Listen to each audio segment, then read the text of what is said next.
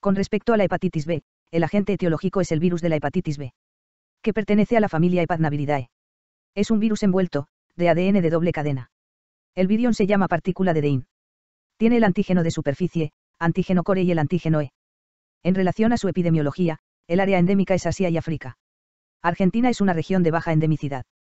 El reservorio de la hepatitis B es el humano. El mecanismo de transmisión puede ser por la vía parenteral y vía perinatal, que son las vías más frecuentes. O por vía sexual, aunque es poco frecuente. También puede ser transmitida por los fómites debido a que el virus de la hepatitis B persiste en las superficies hasta 7 días. El periodo de incubación es de 1 a 6 meses. Con respecto a su patogénesis, el virus ingresa por vía hematógena, se disemina por la sangre y llega al hígado, donde se replica. La clínica se debe a la respuesta inmune, más que a la acción citopatológica del virus. En relación a la clínica, la infección se puede manifestar de forma asintomática. Hepatitis B aguda. Que en el caso de los adultos, el 90% de las infecciones se resuelven y 10% evolucionan a la cronicidad. Mientras que en los niños 90% de las infecciones evolucionan a la cronicidad y 10% se resuelven. También puede producir hepatitis B fulminante, aunque es raro. También tenemos el estado de portador crónico asintomático.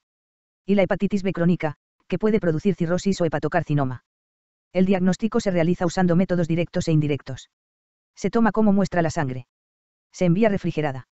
En el procesamiento se detectan el antígeno de superficie mediante ELISA o radioinmuneensayo. La inmunoglobulina AM anticore mediante ELISA o radioinmuneensayo. Y el ácido nucleico mediante PCR. El antígeno de superficie nos indicará que hay una infección activa, ya sea aguda o crónica. Por lo que para determinar si es aguda o crónica, se pedirá la inmunoglobulina AM, que es positiva en infecciones agudas.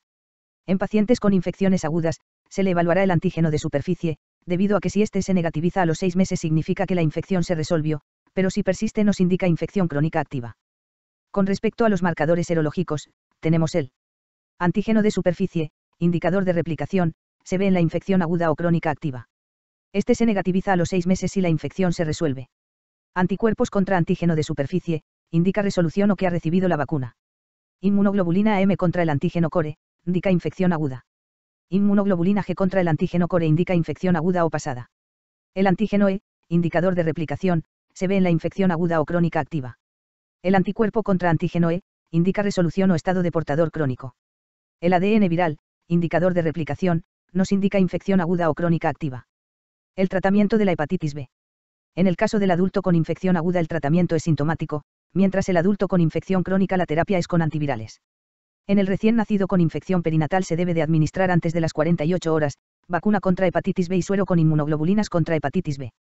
Esto previene la infección aguda y la evolución a la cronicidad en un 90%. La prevención conlleva evitar el contacto con el virus. Y además tenemos una vacuna contra la hepatitis B. Es una vacuna recombinante que contiene el antígeno de superficie. La primera dosis debe administrarse antes de las 12 horas de vida. Y a partir de los 11 años iniciar o completar esquema con una dosis, un mes después la segunda dosis y 6 meses después de la primera la tercera dosis. También es importante evaluar hepatitis B en las embarazadas. Se las evalúa en el primer trimestre. Si una embarazada tiene factores de riesgo para virus de hepatitis B, se la vacuna y se la evalúa trimestralmente.